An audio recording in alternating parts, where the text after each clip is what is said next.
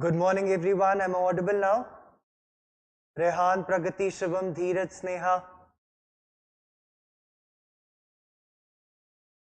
Am I audible? Please tell me in the comment box so that we can quickly begin the session.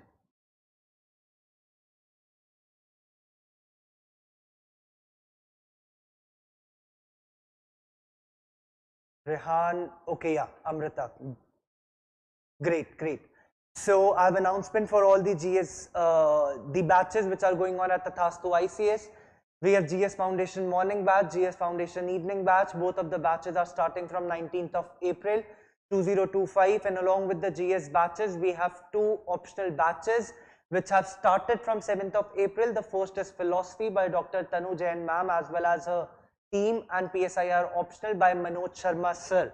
So any of you who wants to get enrolled, you can get registered and start the course and start your preparation.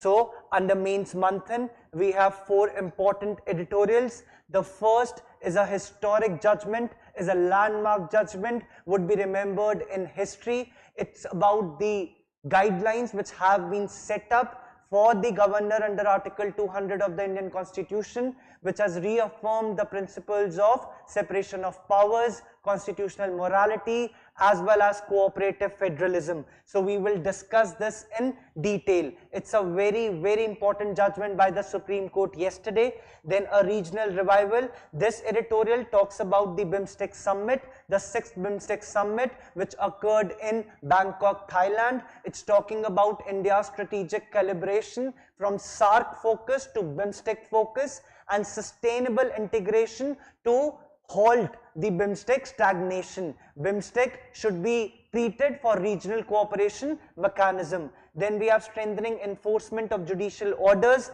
This editorial talks about the weak enforcement of the judicial orders and reduction in the effectiveness of the judicial reforms. The editorial talks about or asking the judgments or asking the courts to pass the judgments which are more practicable in nature, which is easily implementable, which are foresight driven, in coordination with accountability, transparency, in coordination with interstate agency cooperation. So we will be discussing what all judgments have been easily implemented and what all judgments were not easily implemented. Then the last, why is active mobility necessary in India? So basically this talks about the importance, the challenges, the global context of the non-motorized mode of transport. That is, this editorial is promoting more of cycling, more of walking. Why I have taken this editorial? Because it has given a lot of examples, cities example, what Delhi is doing, what Pune is doing, what Chennai is doing, as well as the global arena, what Netherlands is doing and what all European Union is doing in order to promote cycling, because there's too much urbanization in India, and in order to counter that, we will be discussing what sort of examples are given. Happy birthday Mamta, Rehan, Shivam, Ruchi. Wish you a very happy birthday, beta. Now let's focus here. Then we have Mudra Yojana. Mudra Yojana, as we all know, Honorable PM has yesterday mentioned that he has dispersed, the Yojana has dispersed 3352 lakh loans, that is worth 33 lakh crores. So we will be discussing what all loans have been dispersed under the Mudra Yojana and what this Yojana is all about. So let's begin. The first, SC pulls up Tamil Nadu governor and sets deadline to clear bills. Why in news? Governors delaying SN2 bills, and it covers GS2 Indian polity.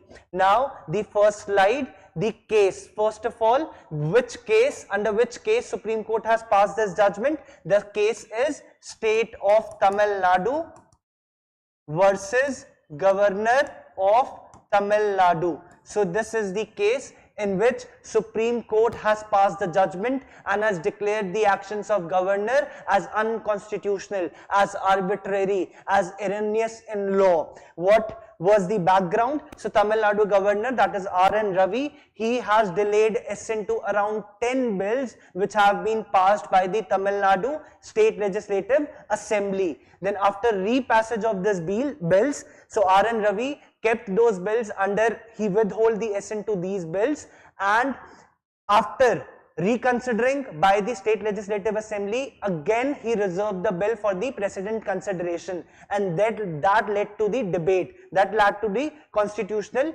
problems. On 18th of November, he again delayed action and eventually reserved them for the President on this particular date. Tamil Nadu then moved the Supreme Court, citing constitutional violation as well as the federal breakdown. Good morning, Abhinandan.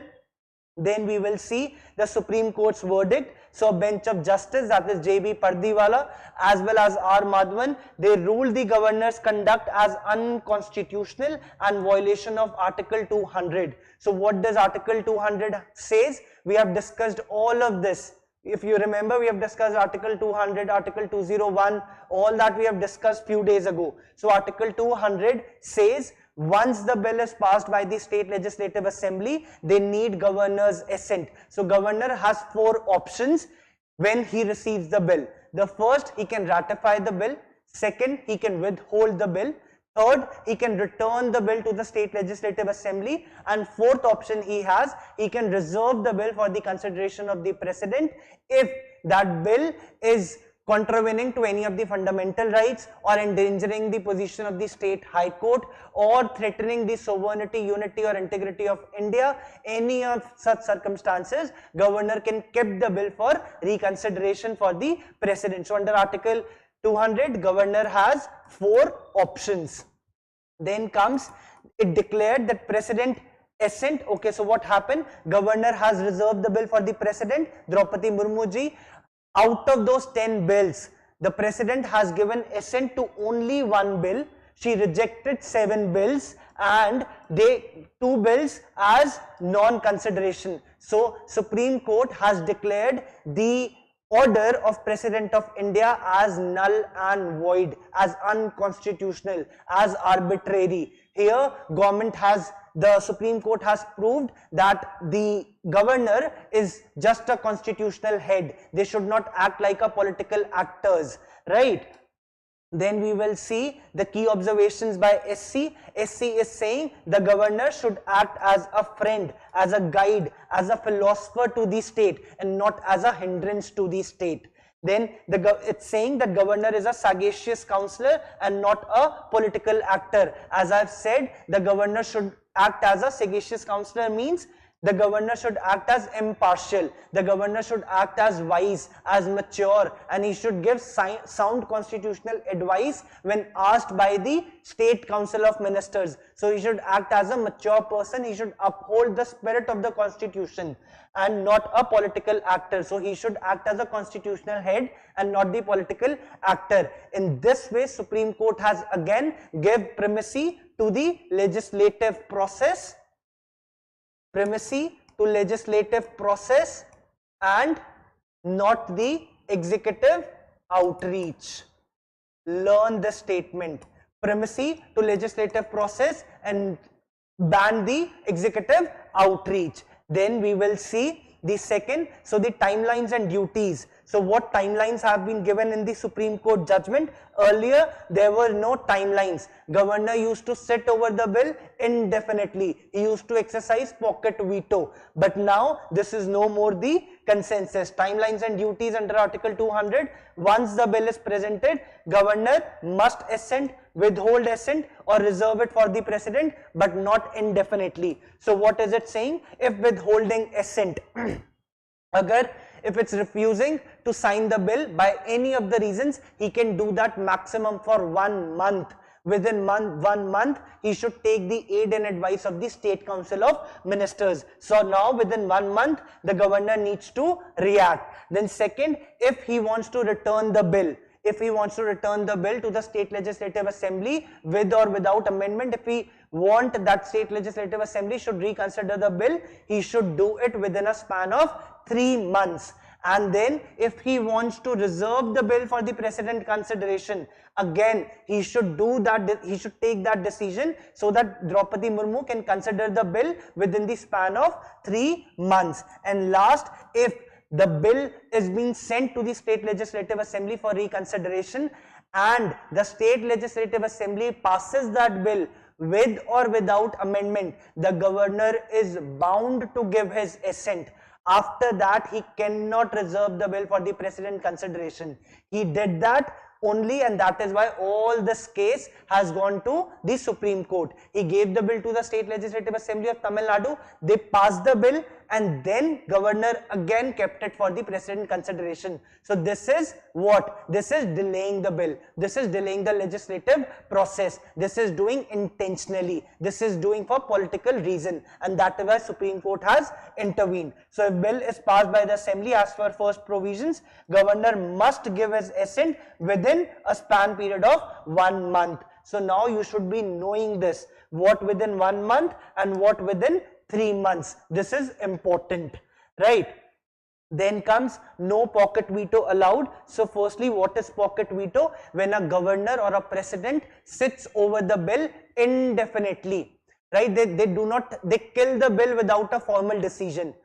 They neither ratify the bill, nor withhold it, nor returns the bill, and nor reserves it for the President consideration. They just sit over the bill for indefinite period of time. That is why we say they kill the bill without giving any formal notice. So Supreme Court is saying no pocket veto allowed. They rejected the idea of pocket veto or summary withholding of assent, held that governor cannot exercise personal discretion once the bill is repassed. Once the bill is repassed by the State Legislative Assembly, then he cannot act in his own discretion.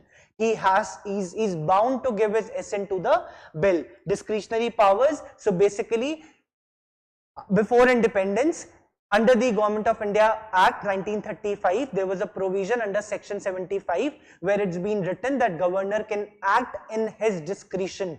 But this phrase, in his discretion, has been removed when the Constitution came into force. So discretionary power, Section 75 of Government of India Act 1935 were deliberately omitted from Article 200 in the Indian Constitution. Then this is the image from today's newspaper. Again, I have mentioned all this in the previous slide, but any of you who wants to go through the newspaper image, the PDF will be uploaded in the Telegram group and you can have a look from here. Then comes the last, reservation to President, invalid if delayed.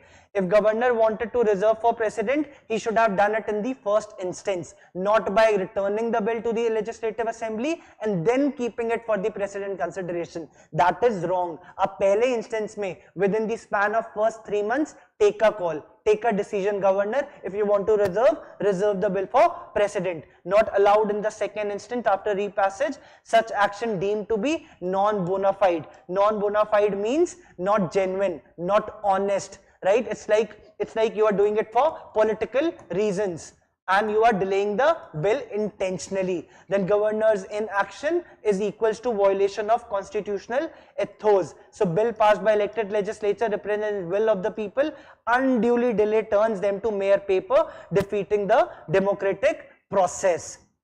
So here this judgment applies to all other states as well. We know Kerala, the governor Arif Muhammad Khan, he's also been reserving the bill for the consideration of President and sitting over the bills without ratifying the bill, without passing the bills. So Kerala, you talk about Punjab, talk about West Bengal, talk about Telangana. So it's a win-win for all these states. It's a win-win for the constitutional morality. It's upholding the spirit of the Constitution, democratic accountability, separation of powers, as well as lead to more cooperative federalism. There was one more case which I would like to mention here, that is Rameshwar Prasad case. Rameshwar Prasad case, 2006, in which Supreme Court has said if the governor is taking decisions, if the governor is sitting over bills, if it's arbitrary in nature, it comes under judicial review. So this case is also related to it. Then we have 3 commissions which I would like you to read it after the class gets over. The first commission is Punchi Commission, Sarkaria Commission, and Venkata Chalya Commission. This is 1988 this is 2007, and this is 2002. So they are talking about central state relations, which you should be reading in detail. Now this judgment is very, very important right from your prelims perspective as well as your mains perspective. So you cannot afford to miss this judgment in all the related judgments, related commissions, related articles, governor chapter, governor rule, all of that, ordinances, everything becomes important. And why it becomes important? Here I have a question for you. We have solved this in previous DNAs as well. So quickly solve this question and tell me the answer.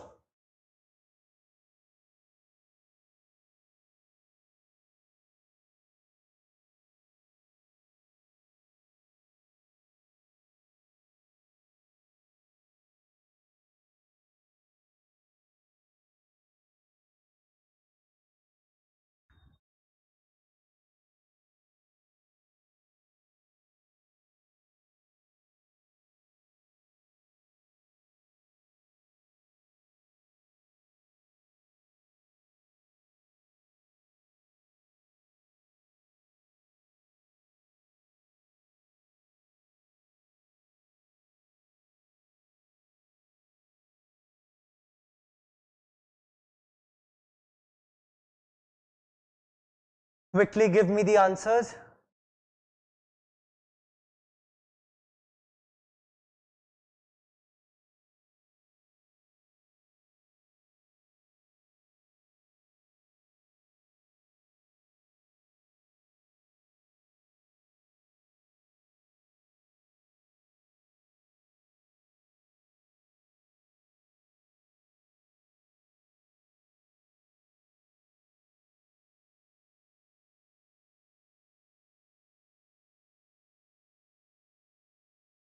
Very good, Abhinandan, Ruchi, Muniba, Vaishnavi, Pragati, Suresh.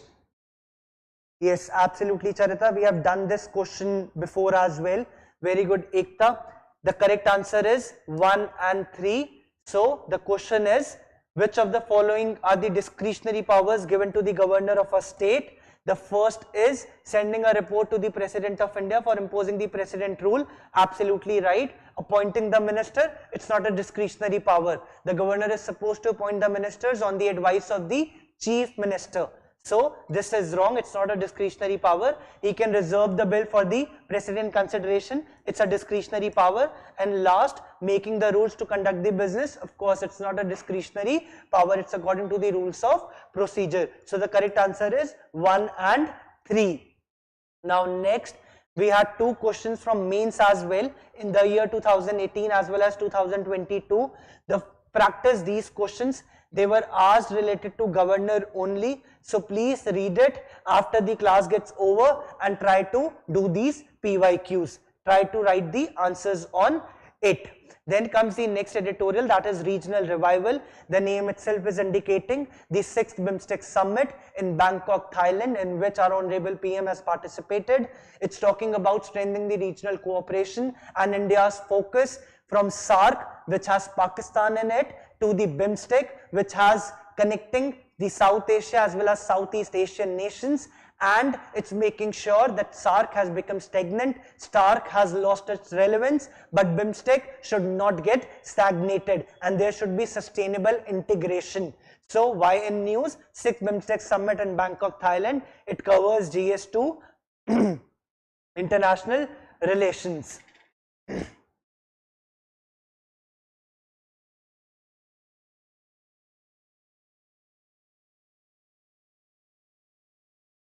So the first one is 6th BIMSTEC Summit, that is in Bangkok, brought together several member countries from South Asia as well as Southeast Asia. We all know, yes Ekta, right.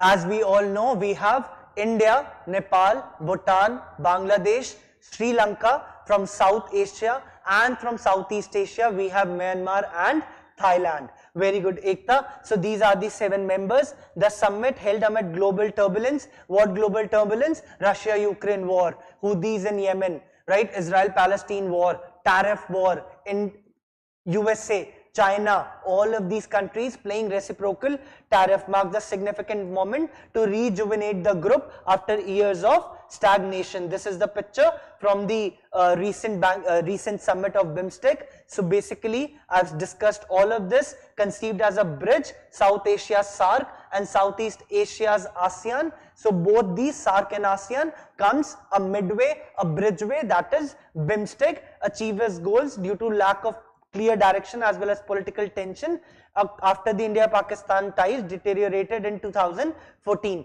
As a result, SAARC has stagnated and BIMSTEC has emerged as a viable alternative. Now it's saying that SAARC has stagnated. How? Why it's saying SAARC has stagnated? As we all know, SAARC summit in 2016, Islamabad, India did not participate after the Uri attack, but there was a BIMSTEC summit in 2018, so India attended it. Then we have, this is the first, then we have Milex exercise of all the BIMSTEC countries to counter terrorism operations. So all this was, these were the military exercises of all the BIMSTEC countries to counter terrorism. Then we have grid international agreement, grid interconnection agreement among all the BIMSTEC countries, and all these initiatives, they show that SAARC has become stagnated and BIMSTEC as an alternative to this SAARC. Then the next slide, if we go on to, which talks about reinvigoration of BIMSTEC. So summit has revitalized several key agreements, which include establish a BIMSTEC Chamber of Commerce. It advances the IMT trilateral highway so that India can get connected to the Southeast Asian nations through Myanmar and Thailand. So India, Myanmar, Thailand trilateral highway connect the northeastern region, which is landlocked, to the Pacific, making it a pivotal hub for trade and connectivity. A joint mechanism for disaster management. Why disaster management? We recently saw 7.7 magnitude earthquake in Myanmar, which has devastated the country. So we need to come together for disaster resilience and disaster management, and there are negotiations going on for free trade agreement as well as custom cooperation among the member states. Free trade agreement, it's basic, it's understandable amid the tariff war. Again, Bay of Bengal initiative for multi-sectoral economic and technical cooperation. Then bilateral meetings. In this summit, the Prime Minister Narendra Modi had bilateral meetings with the Bangladesh leader, the Myanmar leader, as well as the Nepal leader. So India, Bangladesh, Narendra Modi has met the unelected, the caretaker government, the interim government, Chief Laureate Muhammad Yunus, and he has discussed some issues with the Bangladesh about the attack on the minorities, about the political clashes, the violent clashes after the ouster of the Sheikh Hasina government, and he's asking for the reforming the democratic process. Then second, he has met the Prime Minister of Nepal, that is KP Sharma Oli, and he discussed the pro-monarchy protests which are going on in the Himalayan nation. And lastly, Myanmar military leader, his name is Hin Sang Malang, some name. So he met the military junta leader as well, and he discussed to restore the democratic process in Myanmar. So all of this has been discussed by the Prime Minister Modi in the bilateral meetings. And then comes the third editorial, that is the strengthening enforcement of judicial orders. So basically in this editorial, it's talking about the weak enforcement of the judicial orders, which has led to reduce the effectiveness of the judicial orders. So editorial is saying the courts to give more practicable, more implement, which the judgments which can be easily implemented, as well as foresight driven judicial decisions for which the interstate agencies can work together, public can be easily engaged, and more accountable transparent mechanism can be done as well. Exactly, Myanmar is Operation Brahma. We are providing humanitarian and disaster relief assistance to Myanmar after the earthquake has hit the country. Then YN News, role of judiciary in the governance. Then syllabus GS2 Indian polity.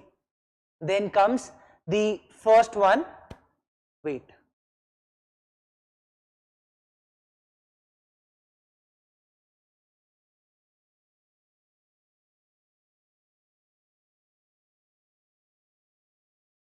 Just a second.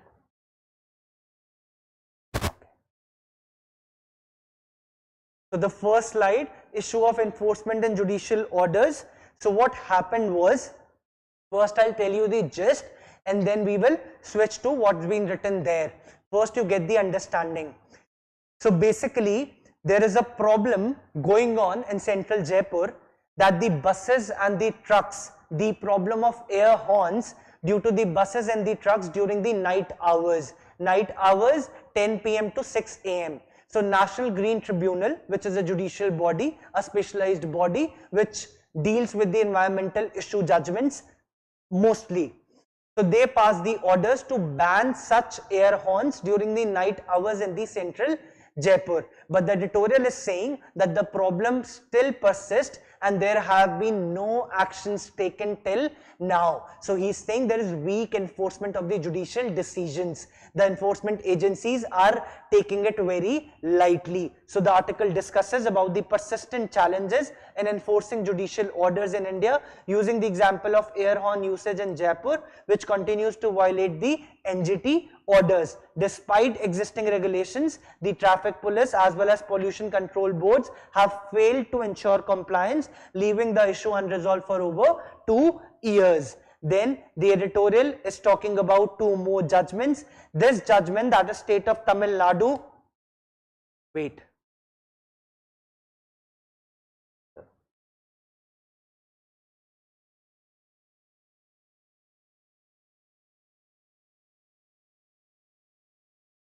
So the judgment, state of Tamil Nadu versus K. Balu case.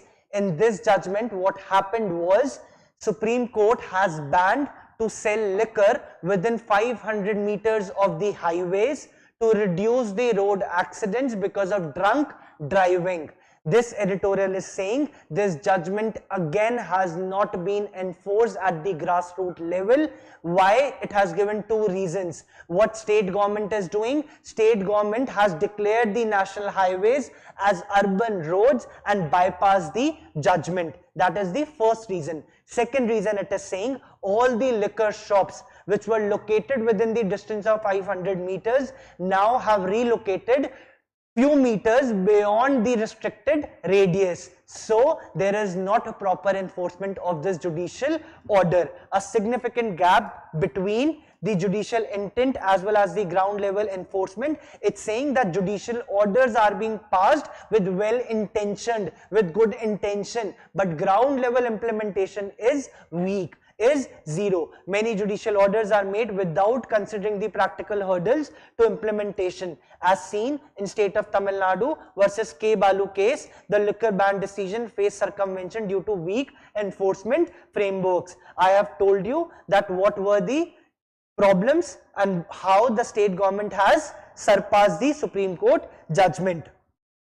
Now it's saying enforcement agencies often overlook what they perceive as minor violations, leading to systematic inefficiency in the judicial process, poorly on governance, and it also erodes the public trust in the judiciary process. Then comes the successful. So here it has given both. It has given both the cases. First, it has talked about that Supreme Court judgment was not properly implemented. But again, it has given 2 more judgments. The first judgment, that is Common Cause versus Union of India case 2018.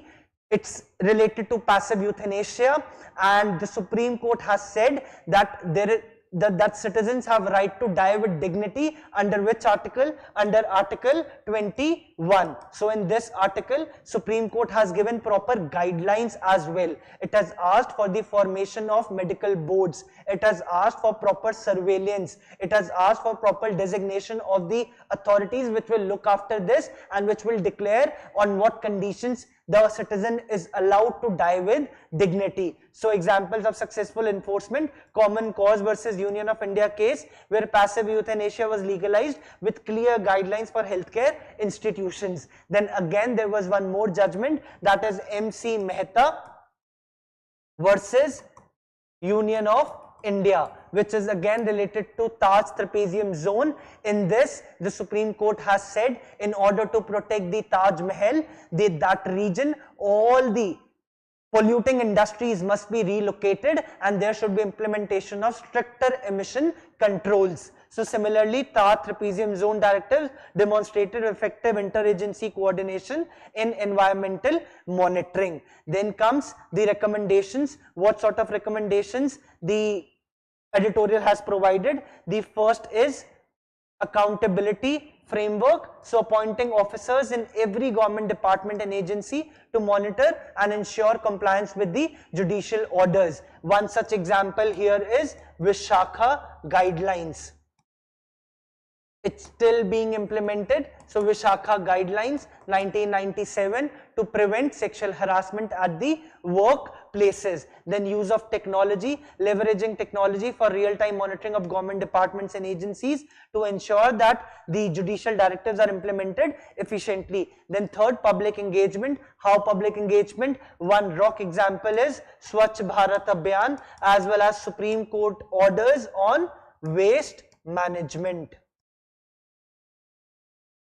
So these are the examples. Then last, interagency collaboration, strengthening collaboration between various agencies for better enforcement and better implementation for the Supreme Court judgments. And then comes the next editorial, which is talking about why is active mobility necessary in India. So why in news? Massive urbanization, that is the main challenge of the metro cities, as well as Karnataka Active Mobility Bill 2002. So there is only this state, that is Karnataka, which is promoting through legalization, through legislation to promote the non-motorized mode of transport, that is by cycling, by walking.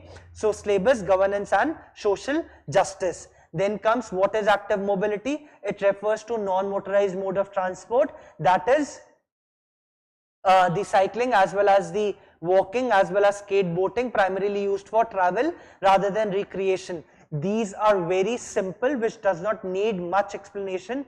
Wherever needed, I will explain, otherwise I will quickly read it for you.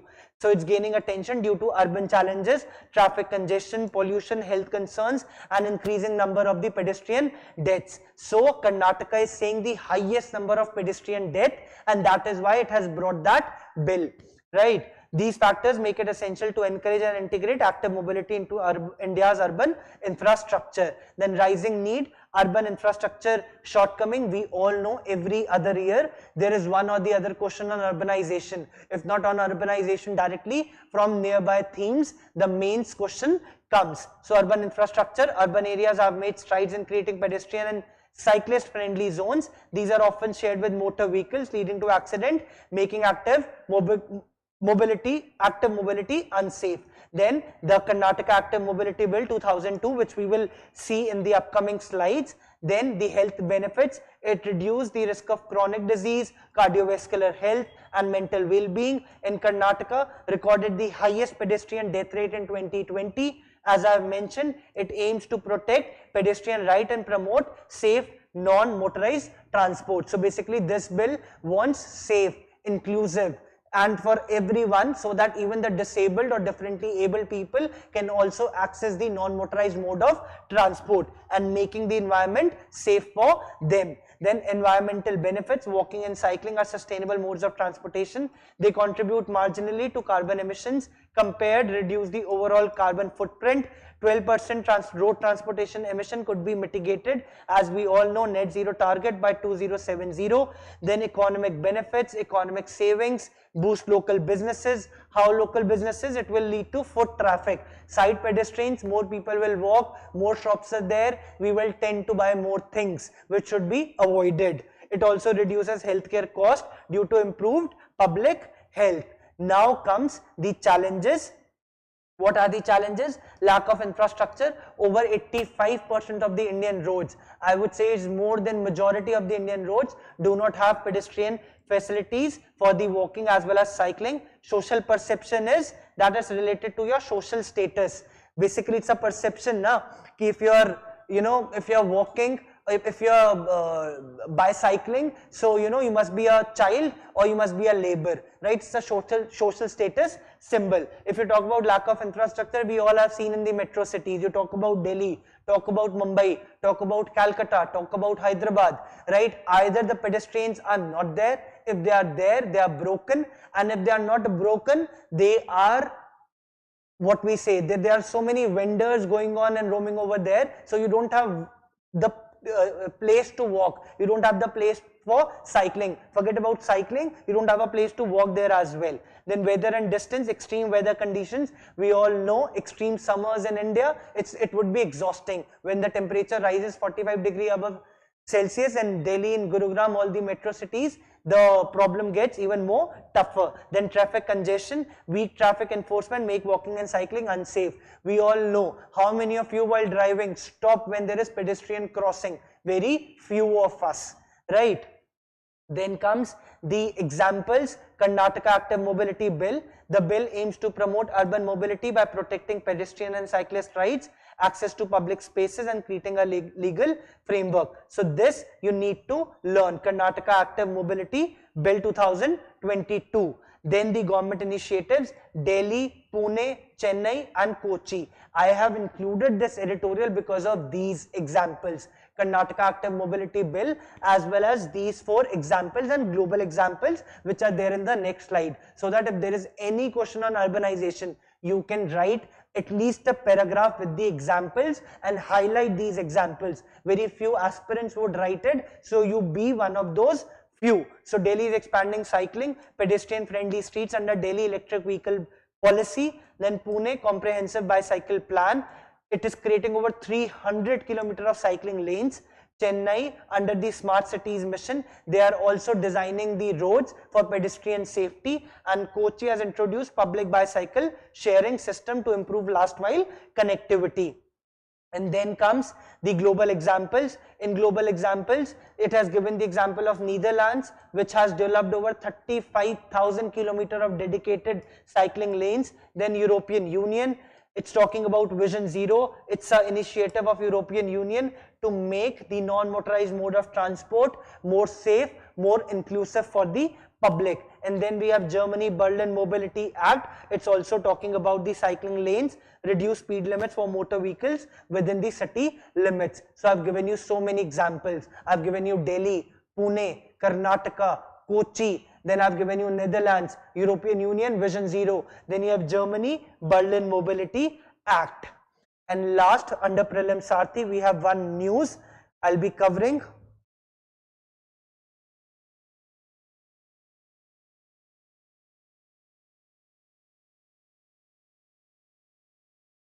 So only one news is there, that is Mudra Yojana. Mudra Yojana, micro unit development and refinance agency. The government has launched it in 2015 to provide loans up to 10 lakh rupees. The main benefit for this Yojana, it's providing loans to the non-farm sector as well as unorganized sector, non-corporate sector and non-farm sector, that is small and medium enterprises, and it's providing loans without any collateral. So up to which amount? Up to 10 lakh rupees. And it provides funding to non-corporate small. Does it provide directly to the beneficiary, directly to the entrepreneurs? No, it's not providing directly. It's providing the loans through various mechanisms, various non-banking financial companies as well as microfinance institutions. So this agency, Micro Unit Development and Refinance Agency, it provides funds to NBFC and microfinance institutions, and then these provide funding to the non-farm businesses or non-corporate small, medium, micro, medium enterprises. And then comes, okay, why it's in news? Why it's in news? It's in news because the Narendra Modi has mentioned that it has provided 52 lakh loans, 52 lakh loans worth 33 lakh crore rupees under this Yojana, and most of the beneficiaries are SC, ST, OBC as well as women. So these are the beneficiaries of these loans which have been provided. It does not lend directly to the micro entrepreneurs and individuals, as I have mentioned. Then comes Shishu, Kishore and Taran, as most of you have mentioned, 50,000. Okay, yes, very good, Charita. So Shishu is up to 50,000. Then you have Kishore. Kishore is 50,000 to 5 lakh. Kishore is 50,000 to 5 lakh. Then we have Tarun. Tarun is 5 lakh to 10 lakh. These are the three categories. And Shishu, it's up to 50,000. As the name itself is indicating, Shishu, that means a kid. So it's only till 50,000. Kishore, 50,000 to 5 lakh, and it's to 5 lakh to 10 lakh. Then I have a prelims practice question for you. Quickly solve this question.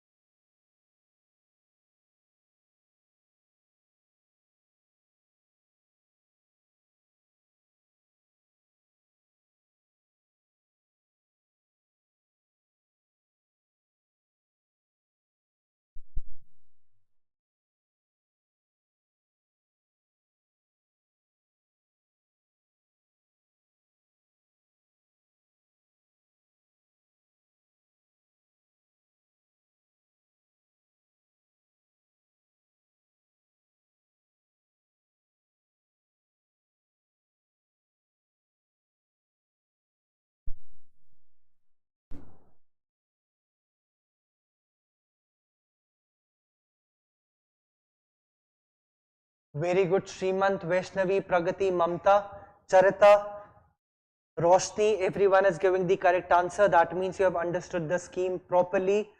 Good, Abhinandan, Dheeraj, Ruchi, Muniba, Vaishnavi, everyone is giving the correct answer. Which of the following statements correct regarding Pradhan Mantri Mudra Yojana? Does it directly lend to micro entrepreneurs and individuals? No, it's a refinance agency. So NBFC and microfinance institution provide, they do not direct, Mudra Yojana does not directly provide loans. Three categories, Shishu, Kishore as well as Tarun. It provides funding to non-corporate, non-farm small enterprises through these NBFCs and MFIs. Maximum loan amount of Tarun is 10 lakh rupees and not 50 lakh. So 1 and 4 are wrong. So B is the correct answer. With this, we have completed today's analysis session. If you have any comments regarding anything, you can mention in the video in the comment section. I wish you all the very best. I hope you all are studying really well. All the very best to each one of you. Jai Hind, Jai Bharat. Thank you so much. Thank you.